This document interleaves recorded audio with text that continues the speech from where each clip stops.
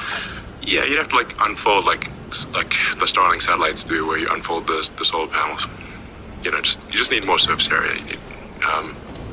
Is there any potential for an advancement in technology that would make a smaller area much better at conducting sun? Nothing? No, it's a kilowatt per square meter. That's what you're going to get when the sun, if you're normal to the sun, so 90 degrees to the sun. And there's nothing that could accelerate that, or no? That's just literally the solar That's just energy. it. Yeah, so then you multiply your efficiency by that. So if your commercial panels like maybe 25% efficient, if they're a good one, so you get like 250 watts per square meter. There was one roughly car, 10 feet. what was it, like a Fisker, that was using a solar panel that claimed that it was operating like the electronics, like it could start the radio. Yeah. I mean, you can definitely, you just don't have enough surface area for it, but like, but you can like certainly you could run a house with solar, with the solar roof, the Tesla solar roof. You can run a house. But it's never going to get to a point where you can just have a car that's made out of solar panels that it can drive around. It could never be that efficient. Correct. So you do not have enough surface area. What research or what breakthroughs have been made in terms of battery technology? Like how far away from having batteries that are far more efficient and last far longer? 'Cause I know there's some talk of like sodium-based batteries. The battery range is not a problem at this point. I mean, the Model S will go 400 miles. Model 3, Model Y will do over 300 miles. So, that's more than most people need. So, yeah. Right, but are we? How far away from making batteries that are more efficient? This is like we obviously haven't at least. This is not. What I'm saying is this is not really a constraint. The point at which you've got a car that can do, let's say, even at highway speeds, 250 miles, then, or let's say 240 miles at 80 miles an hour. Now you're driving for 3 hours straight. And so if you start a trip at, say, 9 a.m., by noon you want to stop for lunch, go to the restroom, grab a coffee. By the time you come back, your car's charged. How long does it take to fully charge? Yeah, like half an hour. Well, you don't want to. It's a little. People will get used to it because it's a little different. Like for a gasoline car, you'd want to fill it up. For an electric car, you'd want to actually go very close to zero. And the car can calculate how much range it has with precision. So if you say enter a road trip in a Tesla, it'll calculate all of the supercharges along the way, where you should stop, how much you should charge, and just let the computer do its thing, and it'll work well. So you actually want to charge to about 80%, and then run it down all the way to 10%, say, or less. Do you want to do that on everyday use as well, or just with long trips? No, just long trips. If you're trying to minimize the amount of time you stop when charging. So let's say you want to stop for 20, 30 minutes, then you really, it's a little counterintuitive because for a gasoline car you would fill it up. For a battery, the charge state tapers off as you get above 80%. You can think of it like I think the right analogy here is cars in a parking lot. So the lithium ions are trying to find a parking space as they move across, from one side of the battery to the other side, from cathode to anode. I mean, they're sort of just these ions are just bouncing around looking for a parking space. So when the parking lot's empty, they can just zip right in there and find a spot. It's easy. As the parking lot gets full, just like trying to find a parking space at a mall, you have to hunt around for a spot. And that's basically what's going on, is the ions are looking for a parking spot.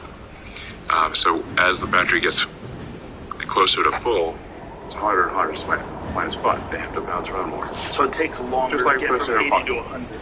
Correct. If you're getting from 80 to 100, it takes about as much time as getting from 0 to 100. Just think of the ions going to find a parking spot. And just like if you're in a mall and it's busy, then it takes longer to find a parking spot. So essentially you're satisfied with the technology that's available right now in terms of like the amount of mileage that you get out of it, things along those lines. Yeah, range is not an issue. Cost is more of an issue. Essentially, to make a car affordable, a long-range car needs to be affordable. When you fully roll out, how many of those things, how many Cybertrucks can you guys make a month? We're aiming to make 200,000 a year with production. Wow.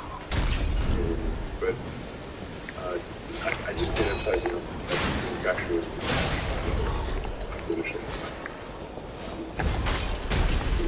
You can look at the Cybertruck's easy design. I'm not trying to trivialize design. It's just it's to emphasize the difficulty of manufacturing. Because there's no moving about it. There's lots of movies about the infamous well invested garage. But I'm not aware of any movie about manufacturing. But you know what movie about manufacturing? I can't remember any. James, a movie about manufacturing? I'm not great, but I can't.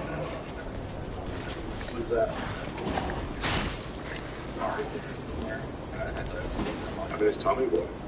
Yeah. Tommy Boy's the only one. That's about a great movie. It's a great movie. Yeah. That might be the only one.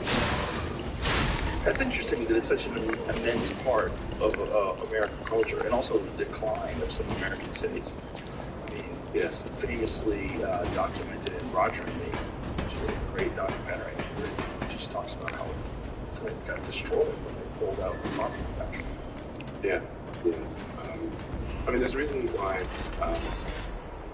generally politicians are really trying very hard to get previously there, because it's a non-generative jobs. For every factory job, there's like roughly five support jobs. So it's like teachers, electricians, plumbers, flyers, mechanics, restaurants. So manufacturing is kind of like a ubiquitous problem which many jobs spring. That's why it's generally the governors and prime ministers and presidents will try so hard to get a factory in their country or region. When you decided to build the Gigafactory, when you decided to get involved with Tesla, did you have any idea of how difficult this would be? Did you have a preconceived notion? I thought it would be pretty difficult. I thought our probability of success was less than 10%. Yes, I mean, it would be foolish to think anything else other than that. I mean, even at this point, the only car companies that have not gone bankrupt are Ford and Tesla, American car companies. General Motors went bankrupt and Chrysler went bankrupt in 2009. There's some chance they'll go bankrupt again. Ford and Tesla barely made it. There was a quick Tesla Live when General Motors and Chrysler were bankrupt. Because manufacturing is the actual hard thing, by far the hard thing. I just can't emphasize that enough, and I hope somebody makes a movie about that. Maybe they should make a movie about Tesla. Sure. Why not? Yeah. Perfect. Who would you want to play you? How about David Spade? Anyone. No. I'm kidding. I don't care if anyone plays me, but I do think that I just went back to Tommy Boy. Yeah, I would watch. Jim Farley's the CEO of Ford. He's Chris Farley's cousin. No way. Yeah. Wow. That's crazy. That's crazy. And they look related. Yeah, there should be. Yeah. You gotta get something good. So it doesn't. I mean, things are, writers are just disconnected from manufacturing. So, I guess. You're going. I heard he went to. I know my way around a weapon. I mean, there are some shows like How It's Made, but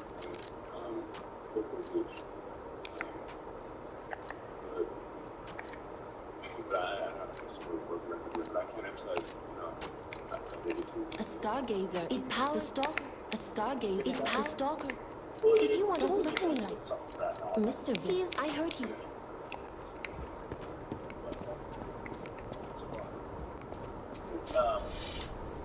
that like your own X right now?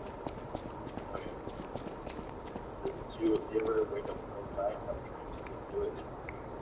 Welcome to Hotel. Do you like to sit a little easier? Well, it's only a recipe for trouble, I suppose, or potentially. What was it ultimate that you to make this?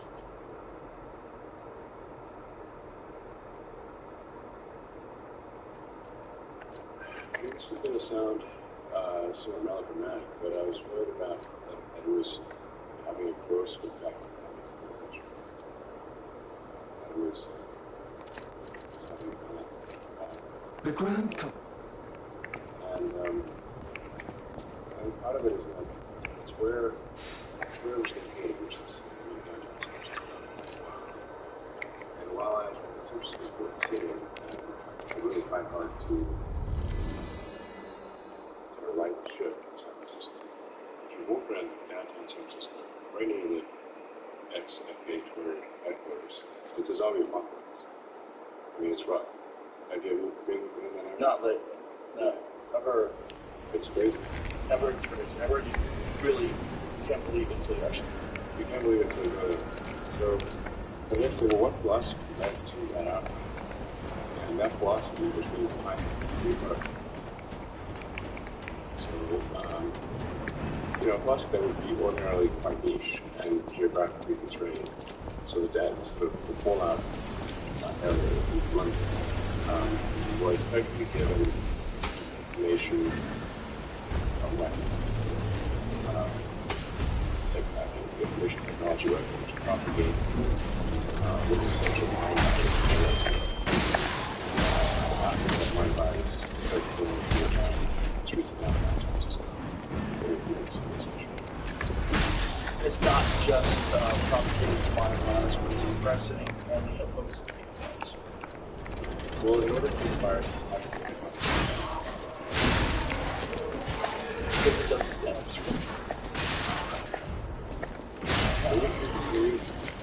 You felt the fire. Yeah. People try to cast it to you. Yeah, it's fascinating. I don't think you're melodramatic at all. I think it's almost like a death. It's essentially the extinctionists. Like, it's in the limit, it is there.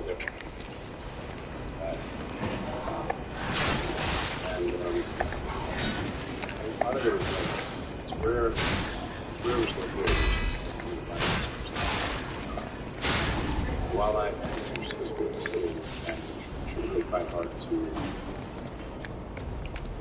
right ship from San Francisco. If you walk around downtown San Francisco, right near the ex-FBA Twitter headquarters, it's a zombie apocalypse. I mean, it's rough. Have you ever experienced anything? Not lately. No. Never. It's crazy. Never experienced. Never really can't believe it until you actually. You can't believe it until you go there. So they have to say, well, what philosophy led to that outcome? And that philosophy was being applied to New Earth. So, a philosophy that would be ordinarily quite niche and geographically constrained. So the fallout area in London was effectively given information on that. Technology weapons to propagate with essential mind virus to rescue. And after that mind virus, it's very clear that the issues in downtown San Francisco It's not just propagating mind virus, but suppressing any opposing viewpoints. well, in order for the virus to propagate, it must Because it doesn't stand up screen.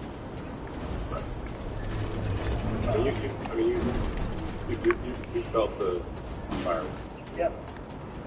People try to cancel each other. Yeah, it's fascinating. I don't think you're melodramatic at all. I think it's I mean, I don't want to be melodramatic, but it's almost like a death call. It's a death call. No, that is exactly right. It's essentially the extinctionists.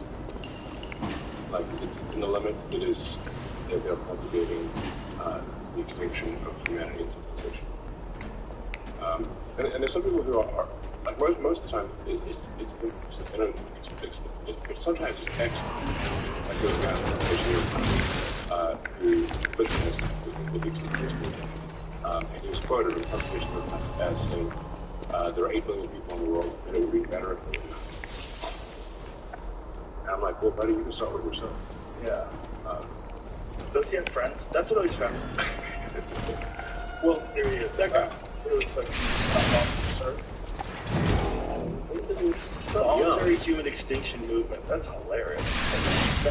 I'd like to talk to that dude. I would just like to That's an explicit version of that. Yeah. The extinction is long and die out. The extinction is a word he uses. Yeah. Look, I mean, it's not a self-description. They cover it. He was in charge, and still largely is at Google and Facebook. Yeah. So I'm like, I'm not in favor of they are and Red Hat. Well, that guy is. Yeah. That guy seems. I would like to hang out with him. I would like to find out what makes him different. I think that guy is fascinating. This episode is brought to you by DraftKings. We're more than halfway through the NFL season. The DraftKings Sportsbook is still pumping out unbeatable offers every single game. New customers can bet just $5 on anything to get $200 instantly. 7 prior, you are recruiter works. So the Take over. I'm for environment, but in the limit, if you take environmentalism to an extreme, you'll start to view humanity as things, like a mold or something. Right. But if this is actually false, the Earth would be taken back to the population would be 10x the population without just running around. So the environmental movement, and I'm an environmentalist, has gone too far. It's gone way too far. You start thinking that natural should I'm headed to an AI national system, AI system, it's not even about 3 hours. I don't know if it's the version of this or I'm not moving. So you have to say, like, how can AI go wrong? Well, if AI gets programmed by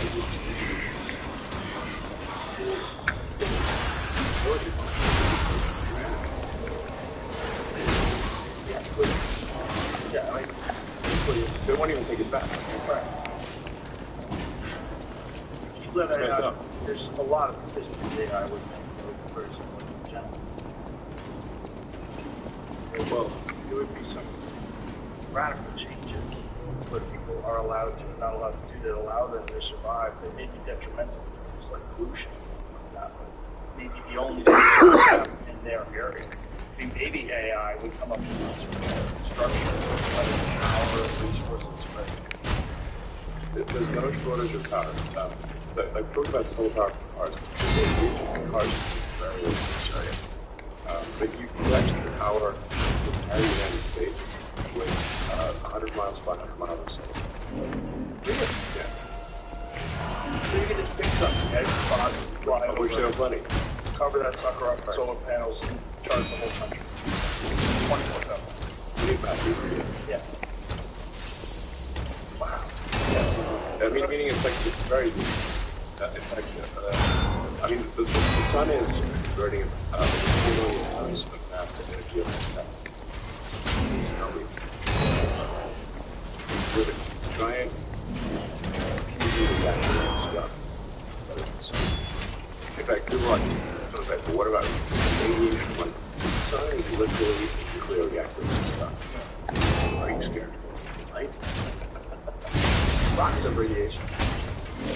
The radiation is great movie that works together.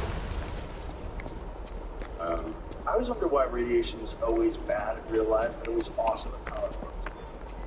Yeah. Right? You get bitten by a radioactive spider.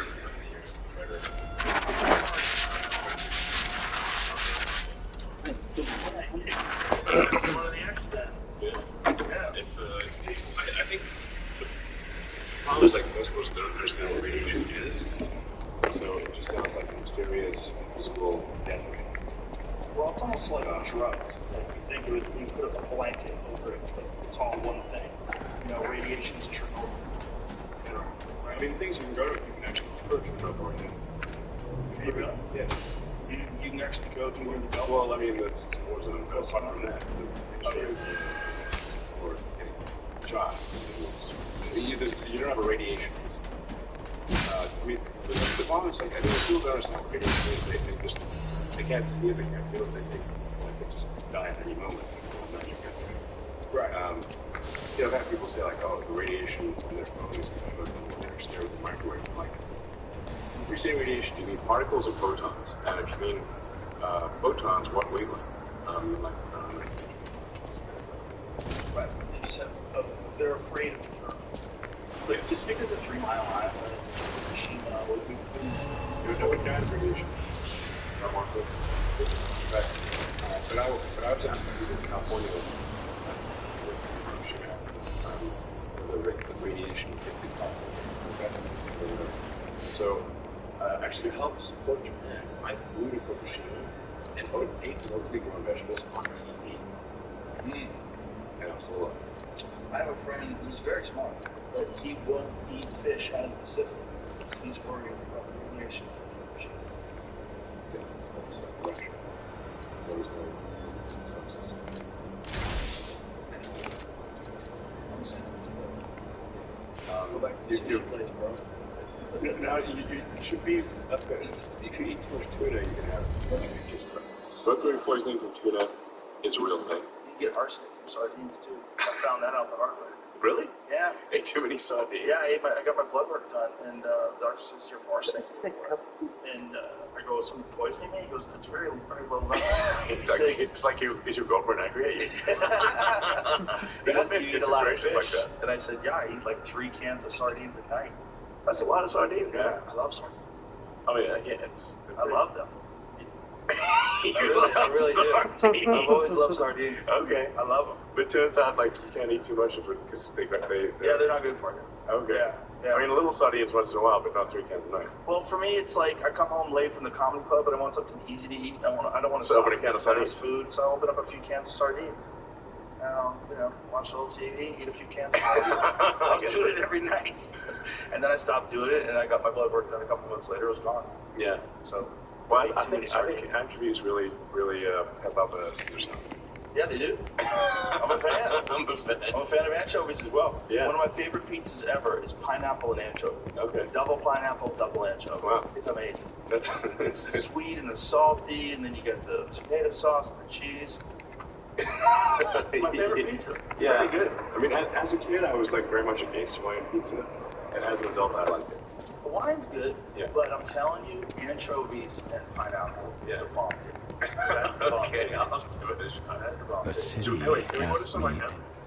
Is that feasible? I bet we could. Okay, let's try it. That'd be sick. Yeah. Have Jeff order a very large pizza with double pineapple, double anchovy. Great. Fantastic. I'm hungry. LFG. Go. Go time like the present. Enjoy life. Well, there's gotta be a good Benini spot or around here. Benini himself Let me went find to a good spot. the rescue of it. If they won't, Just on the pizza. All right. we'll mention their name. Cathedral is famous for its wise and kind rulers, and if the Don't tell them puppets it's push yeah. towards the cathedral, If they're going to close, we'll mention their name. What is Go. this? What is the salty sauce that's so I don't know. mysterious? It was all I'm hearing. Rosa, I believe, a special officer. Good call. Yeah, don't tell them it's us. Make sure you don't buy it from any liquor. What is the salty, tangy substance? Don't buy it from East Austin. Don't buy it from anyone who still wears a mask. There's a lot of them out there. Yeah, a lot of them out there. They're The still city mapped out. asked Wow. me any Yeah, once in a while I see questions, someone and I'll around fill in the On the gaps. street. Yeah. I saw a guy on the street the other day.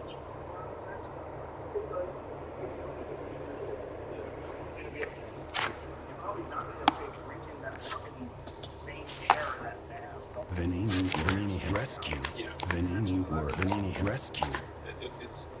Masks are not like some magic.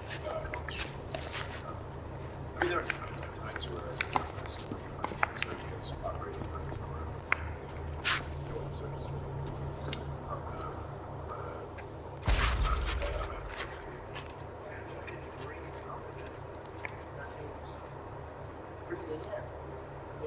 You're also exhaling. So, like, how much is the filter? What is it? It's like a mask is much like a dust or a shield and battle, and that it all helps protect you a little bit from the virus stuff. Right. I mean, there are times where Well, that was one of the things about the old Twitter was the propaganda and the adherence to whatever the CDC was saying and the dismissing of legitimate scientists, guys like Jay Bhattacharya from Stanford, and legit guys. Yeah. And they were suppressing them and even banning them. They banned Alex Berenson. I mean, it was wild. They given Alex for essentially reading peer-reviewed papers. Yeah. No, I mean, all Twitter was basically like Yeah. So, was that shocking? Like, what was that? To me, that was the most bizarre, was the Twitter files. When you let Schellenberger and Matt Taibbi, those guys, the response where Matt Taibbi gets audited. I mean, which is just wild. It's just so blatant, so in your face.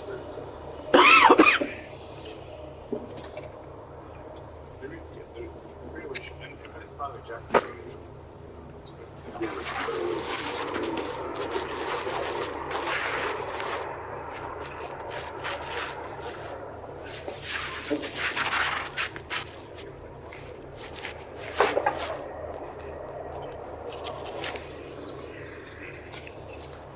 Was the justification from their perspective that they are progressive liberals, they have the right intentions, it's important that they stay in power, progressive liberals stay in government in power, because this is their... There was basically an impression of any views that were even, I would say, considered certainly any just people like Republicans were expressed not just because old Twitter was fundamentally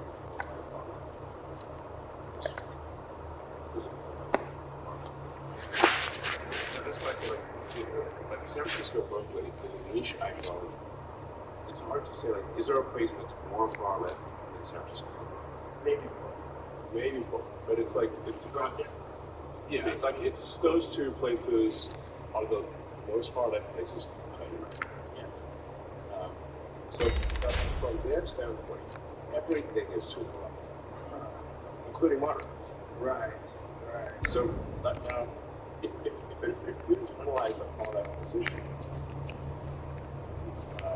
everything seems wrong to you that is not far left. So they naturally pressed anything that you don't agree with their view. That's why it's an accidental far left thing. So, because it's like something Now about that we have a moment to talk, smartest engineers, you must understand.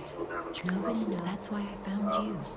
We're they both. That's created all I can. information I'll use my that was power. then harnessed by the far left, who could not themselves create work, but happened to be co-located where the technologies were.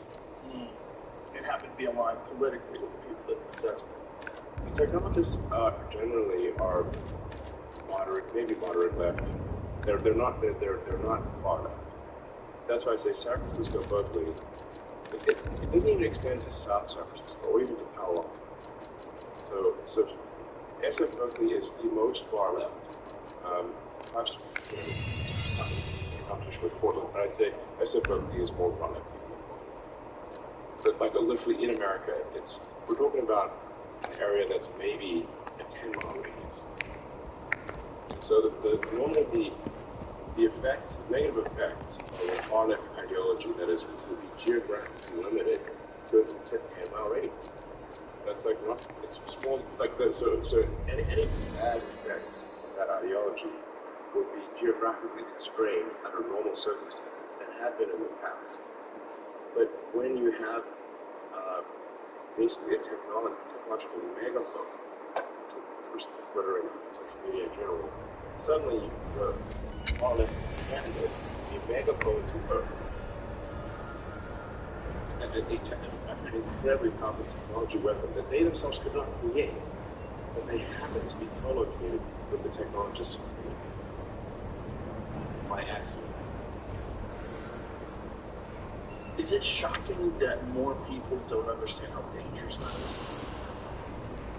Some people understand. Some people understand. So, an example of people who use Twitter, people like, well, it's a big shift to the right. That is correct. It is a shift to the right because everything is to the right if you're wrong. Everything is to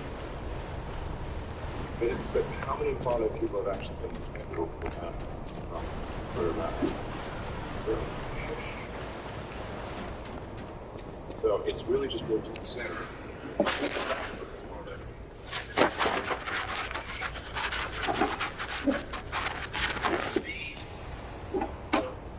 Difference in moderation. I should say, it's propagated that far-left philosophy, not just to America, but to everywhere on Earth. Yeah. With the same levels of pressure in other countries as well. Yeah. The Taliban is on. Right? Just the Taliban economy. I mean, but there's definitely some people on Twitter that are yeah. So the point is, from my standpoint, is that X and Tabler should represent the sort of collective consciousness of humanity. So now that means that there are going to be views on there that you don't like or disagree with. But that's humanity. So are you going to exclude them or not? Now, I mean, if somebody breaks the rule, then they will be suspended. If they actively advocate murder, then they will suspended. We do have what people like the kind of United Nations exclusion rule, which is that we have, say, the Ayatollah. If you we prefer that Israel is. But he's allowed to go to the UN building in New York. And that's generally on he would in fact go to the UN building. Even though they are having sanctions. So I think that there's merit to having, just like there's merit to some merit to UN, what you disagree with UN, and I think what people government that we found out, in fact, that's the organization. But if you want to have leaders who represented you want to hear what they have to say.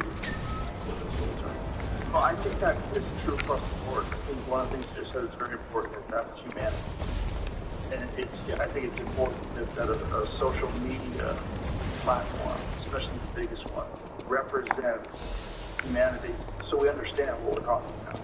Because if we have this distorted idea of what people think and want and need, because everyone only exists inside this ideological bubble, and anything outside of that bubble gets censored, then that literally changes the tone of the entire country. It changes what people think is okay and not okay. It makes people feel differently. It's not humanity. It's different. It's a very forced version of humanity. Yeah.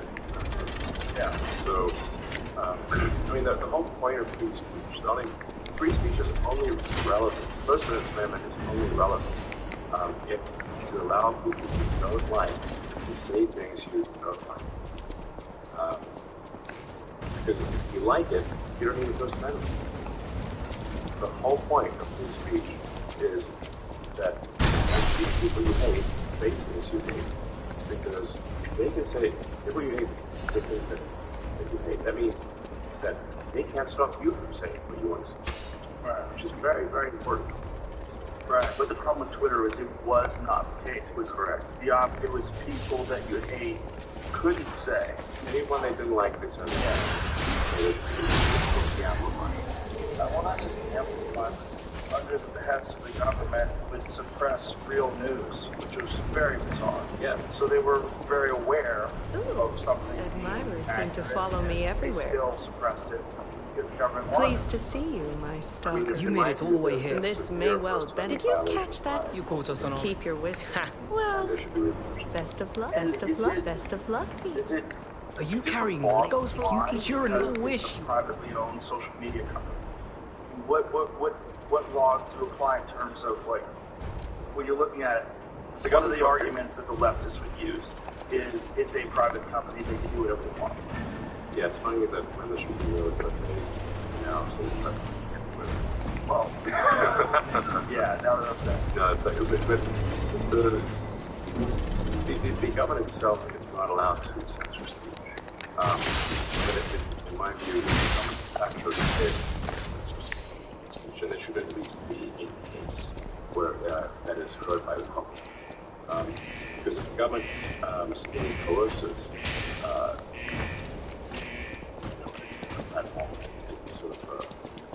coerces the press, then that is there should be a First Amendment violation. Well, they can't do it with other people. Yeah. Not allowed to do it with any other. They're not Right, allowed. they might do that with a newspaper. Right. Could they? Now that's the question. It's like, you didn't know about the federal government. You didn't know about the intelligence agencies inside of Twitter until we found out. Like, do you think that this is ubiquitous? It's absolutely all social media companies. In fact, right now, X, only known as Twitter, is the only one that is not like killing. All the others just do that for no one. That's wild. Yeah. What I was getting at, do you think that that's everywhere? Yeah. Do you think that that's CNN? Do you think that that's the New York Times? Do you think that that's the Washington Post? Because if they were going to infiltrate media, yeah, they're going to infiltrate social media. I mean, it is weird the degree to which the media is in lockstep.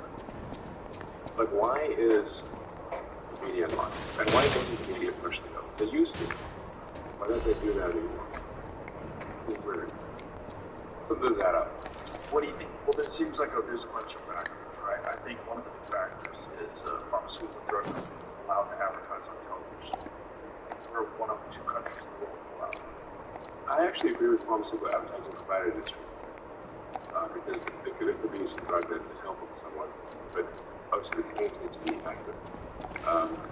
So I actually think pharmaceutical advertising, if it is accurate, I think it actually, play those up here. I think pharmaceutical advertising can be accurate. I think that's actually okay. Now I should say that a lot of the censorship that we see is coming from indirectly from advertising agents and from peer companies who want people to be more information or are being driven by nonprofits to push it to. What will happen if a group of nonprofits push advertisers on advertising? Maybe you run off the go charge for you. But I mean, so it's actually, he is, I think, the top contributors. That's a good point. The second one was Sam's Act Free. So, and for us, I don't know, I mean, it's been a very good upbringing. And in my opinion, we fundamentally really Well, he's doing things that are run by during the EA's election to reduce money.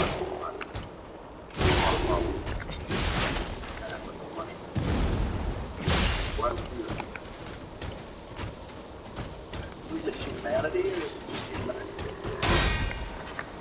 I mean, he's putting things out country soon. Yeah. The point is pretty old in his time. Basically, but I mean, he would be, and he's very smart. He's very good at top talk. The short of the British town.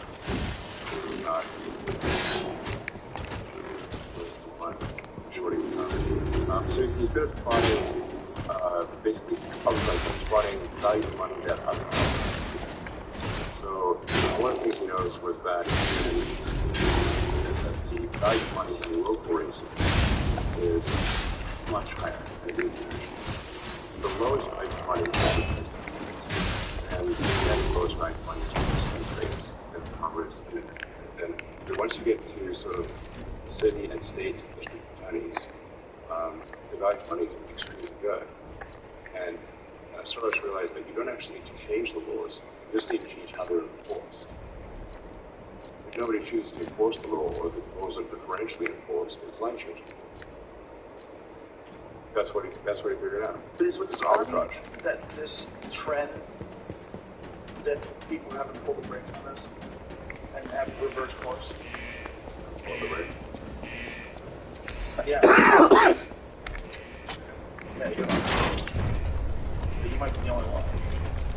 Well, I think more people should. Most folks don't want to rock the boat. Most people are looking for acceptance from society, and they're there's some negative press article that like shatter.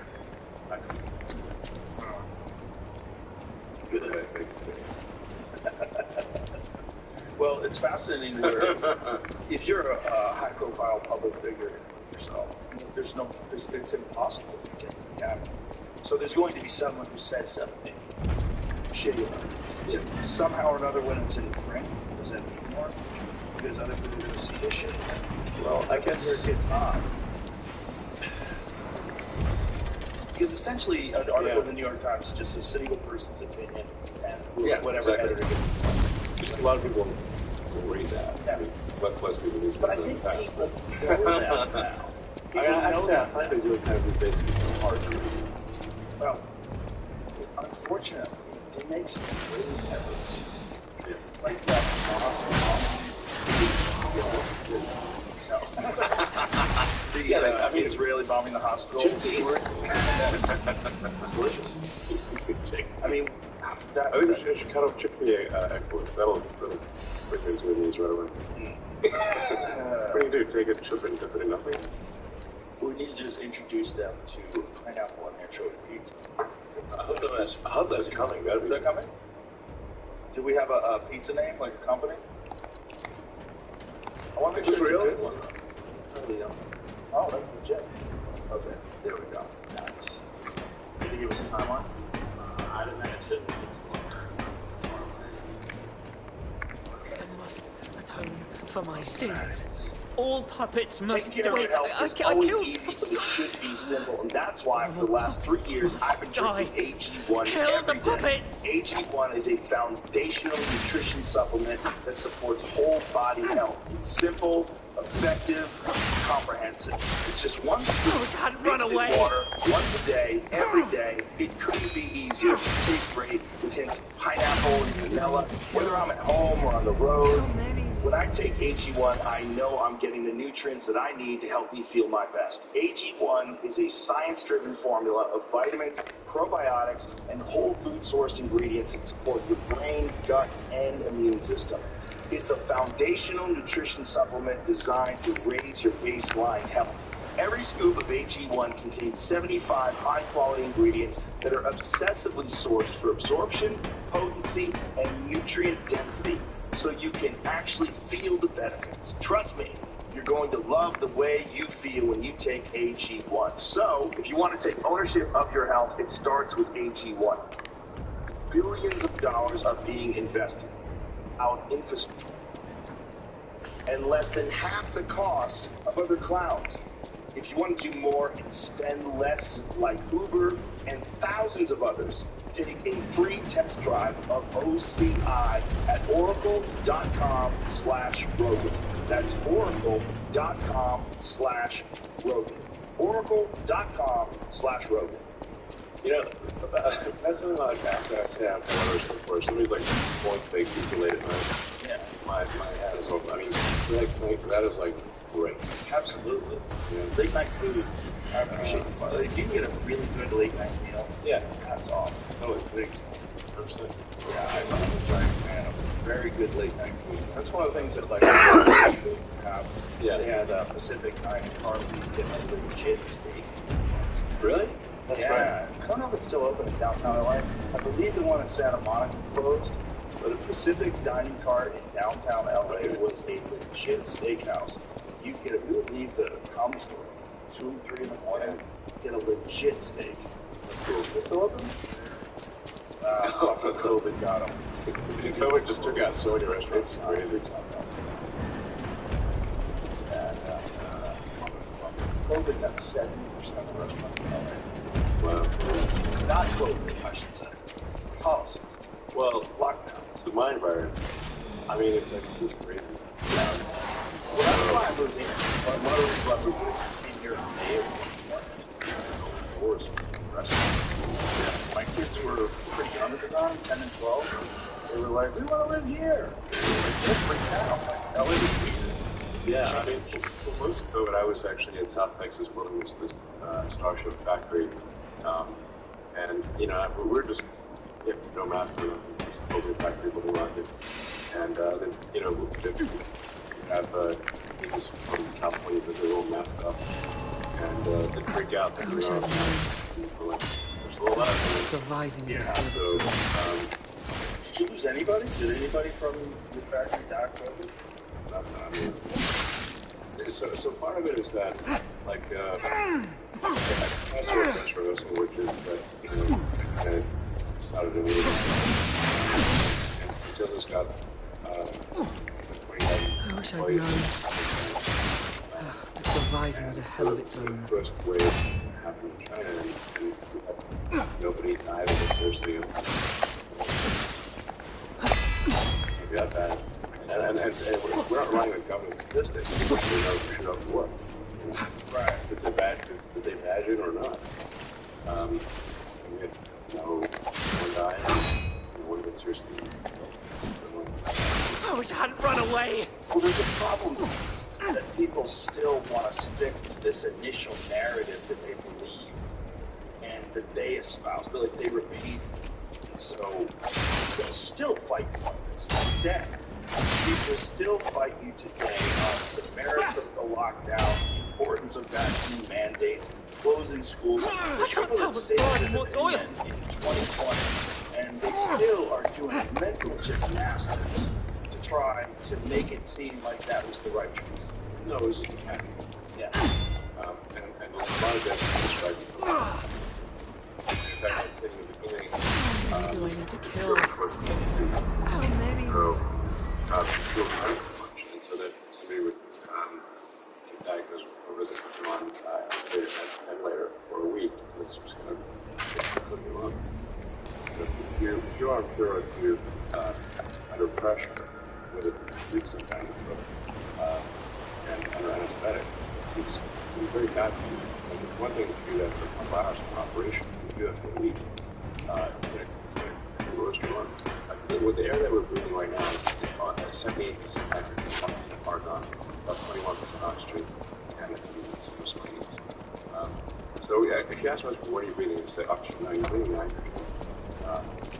Only about a 50 minutes is oxygen, and it's about 1% argon. So I know quite a lot about life support systems. There's a lot of that. So there's like what percentage nitrogen, what percentage oxygen. And so the sea level pressure is about 15 pascals per inch. And the partial pressure of oxygen is 20 to 50%. So it's roughly 3 times. trap, you want to, especially for a spacesuit, you want to lower the pressure.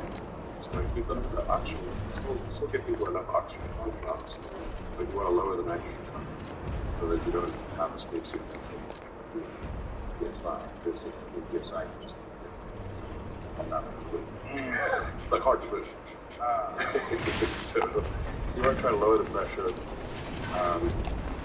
down to around 7 PSI and maybe 5 PSI. So you can lower it to, try to keep the oxygen roughly the same, so 2 PSI and then 3 PSI. That's good. Nitrogen oxygen. And then you get pretty hot. I wish I hadn't run away. I was sweating. It's going to be sweaty and itchy. A little bit. Yeah.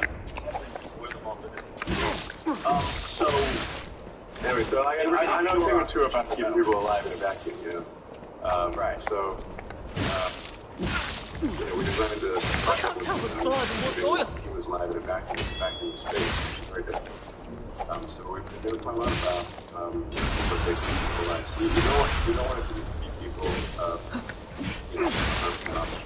actually, for an extended period of time. 80% of the people that broke up. Yeah, so in fact, I actually posted that because I called Dr. Saluhan and said, what are you going to taste for the first way? So early on. He said, parts of it. So then I surviving the hell what I found beforehand is that they made a big mistake when people ventilators for extended periods. And that this is actually what is happening much open. Here is what's the disease. And then people yell at me and say, I'm not what the other spaceship life splits. What do you do? My twin loves. Okay, right. Hell, the blood and what's oil? Rock on. Well, again, it was this very bizarre narrative that you had to believe everything I was telling you. You had to believe everything the CDC was telling you. That even as time went on, we realized, hey, this is like, even as time went on, disputing that would get you banned, would get you kicked off YouTube. I think to this day, there's certain things you're not allowed to say in regards to the vaccine on YouTube. As I said, the only media that does not have everyone else.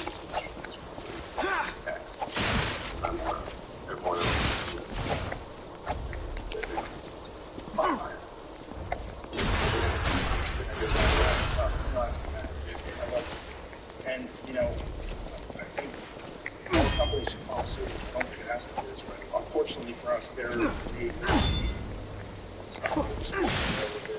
You gotta sit real Yeah. What's wild about nitrogen is mostly got nitrogen. Most of the nitrogen suck out of the air. Yeah. One of the actually the finding nitrogen's actually coming in, so it's quite hard to actually pull that and find it like ammonia. Like it makes the process of How many? Same guy who invented Zyklon gas. But it was actually very important to find nitrogen from the air to fertilizer. So that actually was a life-saving feature at scale. You just run out of nitrogen. Like nitrogen, pure nitrogen is a low energy state. So you try to bind it into fertilizer, it requires a lot of energy. So that was a very important thing. Yeah, I read that 50% of the nitrogen in most people's body comes from that method. 50% of the nitrogen in most people's body. I know my way.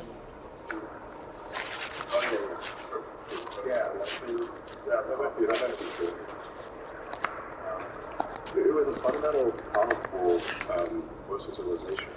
How do you get nitrogen from the limiting factor, in fact, even in the rainforest, it's like the nitrogen. It's about nitrogen.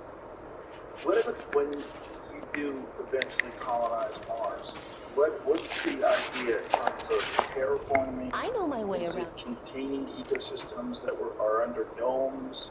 Like, what are you planning on doing to make it happen? Well, at first you would have to have a life support system, because Mars has a low density atmosphere, only about 1% against Earth, and it's primarily CO2. Now, over time, you could terraform Mars. Terraform means make it like Earth.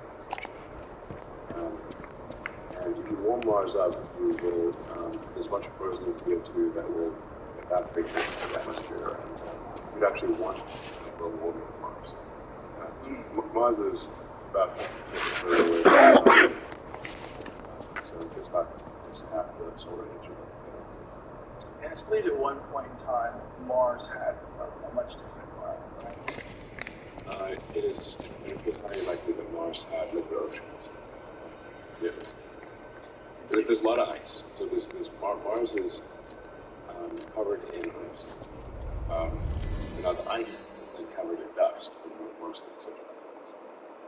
So there's a lot of ice. In fact, I believe that Mars was warmed up to have an ocean about a mile deep on 40% of that. So it's quite a lot of work. Do you think that it was like that at one point in time? Evidence suggests that. What's the prevailing conditions of Mars?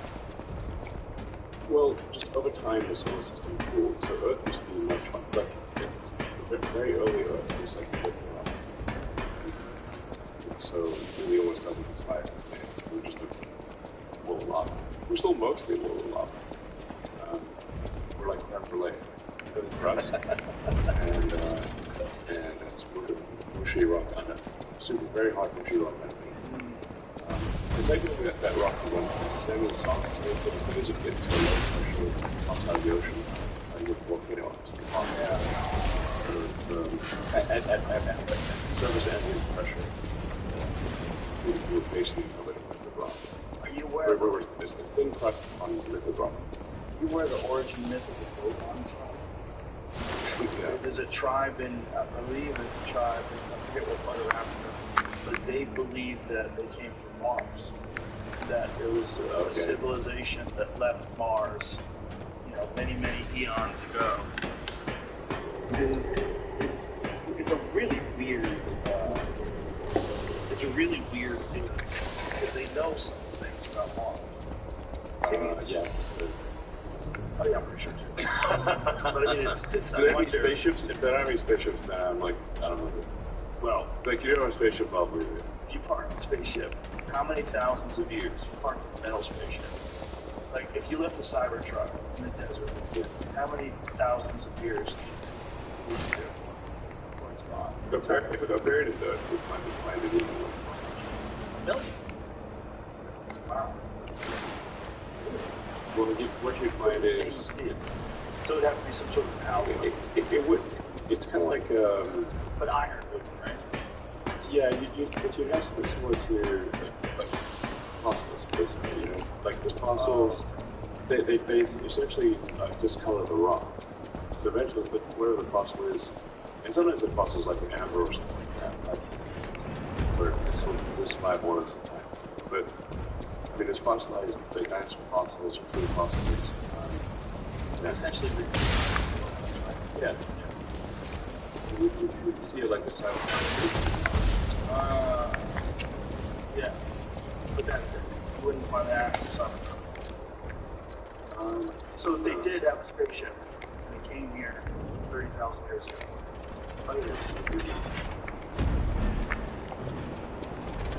well, not if it's one spaceship. Maybe not, but if it's large. That is the origin that people are right? Am I getting that right? Oh, somewhere else. You cannot be serious. Seriously. It's just very strange for people to have this bizarre origin there. I wonder who's the person who's telling the stars. And when we eventually do, I mean, how bizarre. Imagine if you're successful, you eventually do colonize Mars, and you're correct. Earth winds up through human folly or natural disaster getting wiped out. And there's only a colony on Mars. And that colony exists for 10, 20,000 years, and they have their origin, and we all came from Earth. Ultimately, that's the point. If this does happen, you do colonize. I can't tell what's blood and what's oil. Earth does get destroyed. And if there, a period of time takes place, like look at the period, like at least the conventional timeline of the Great Pyramid, it's 4,500 years ago. Yeah. So that's not that much time. Not much time. No, I mean, It's nothing on the planet. right. So if we're talking 20, 30,000 years from now on Mars, people talk about Surviving's a hell of its own. what Earth used to be like. I mean, I think this is the greatest, like, how do you say when civilization started? Probably from the first place. And the first reality is only 500 years old. It's really not history by it's always been 500 years. I wish I hadn't run away. Basically, it's not around anymore. That's right. Are you aware, though, that this hierarchy history of Egypt back far along, maybe even 30,000 years. Archaeologists dismiss it because they think that's myth. But non-conventional archaeologists who believe the Pope rise impacted I can't tell what's blood and what's oil. Somewhere around 11,800 years ago, civilization was essentially all but wiped out on common impacts. And that is the reason why they keep finding these insanely old, huge structures, like when you go back to the Tech, which is 11,600 years ago. That's an insane old structure that they didn't even know people were capable of building when they discovered it in the 1990s. So the eventual timeline of people, when you go to 11,600 years ago, was just hunter-gatherers. Now that they have Göbekli Tepe with this 3D carved things, and we see Graham Hancock's amazing series on Netflix called Ancient Apocalypse. You should check it out. It's amazing. But it's all about, there's a lot of physical evidence of an advanced civilization far longer ago than we have conventional dating, which is ancient Sumer, which is about 6,000 years ago. But like the first, people think with this issue that within 200 years, but roughly 500 years, I feel like what is the oldest like stone tablet? Because this is, if you're like an archaeologist, you would discover something older than that. I wish I'd known. Like, they really look Surviving is a hell of its own. And 500 years really is it's like any evidence that I've seen that is actually substantial. Writing is yeah, in terms of writing, yeah. Well, what they believe is that there's very little left of this ancient civilization other than things like the pyramids, other than things like the Sphinx. There's a geologist that really stuck his neck out. His name is Dr. Robert Schoch from Boston University. And what he said was, his theory is that there's deep water erosion all over the temple of the Sphinx, where the Sphinx was carved out of, that is indicative of thousands of years of rainfall. And the last time they had rainfall in the Nile Valley was around 9,000 BC. So what he believes is, because back then, the whole Nile Valley was a lush rainforest, eventually you see it. So the entire, that whole area, like the Sahara, used to be rich. And it receded into what it is now. But if you go back then, at least that's when that thing was constructed. So the physical, the geologists look at it, it shows it to them in terms of like, just shows an image of the erosion, and it doesn't tell them where it is. They'll, almost all of them will say that's water erosion from thousands of years of rain. I think you could say like, it looks like our civilization is like China, still not. No, yeah. We're still talking about like a very tiny fraction of what it's like. Yeah. Geological evidence is that it's about 1 million years. So, human civilization has been around for roughly 1 million. Even if it's 10,000 years. Even if it's 30,000 years, it's still nothing. What they're saying, though, is that civilization is insanely fragile. That's exactly. Much more fragile. Very fragile. Yes. So, yeah, I think we should create civilization. Yeah, but we don't. And that's it's one of the weird things about people. So unless the threat is in front of us, we can't try. Unless it's like, really, is a pizza here? Oh yeah, pizza's here. Yeah, I love civilization. Actually, like one of the things is essentially on observation. And he asked me what technology was around.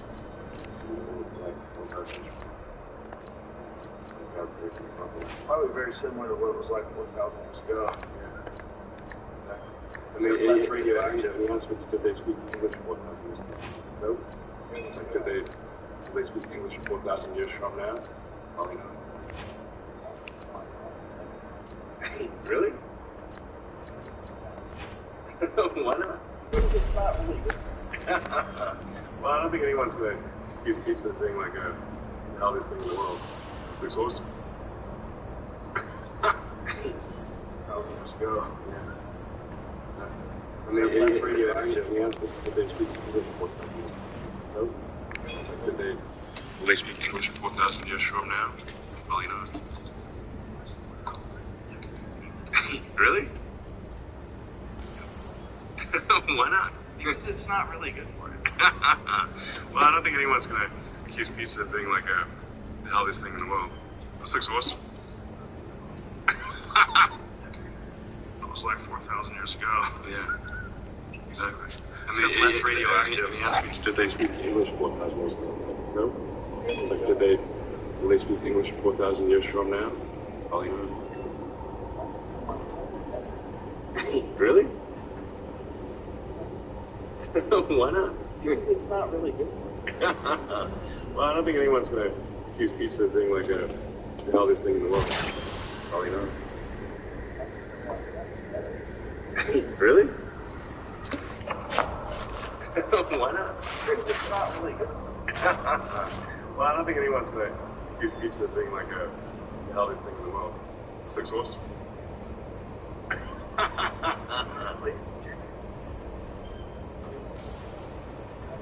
Alright, so this is awesome. What's the name of this pizza place? Living life. Pizza Leon. Shout out. Oh yeah. Really, it's fun. That's legit. I mean, I'm no Dave Portnoy. An analyst. I'm not gonna rate it. Before it really gets into pizza.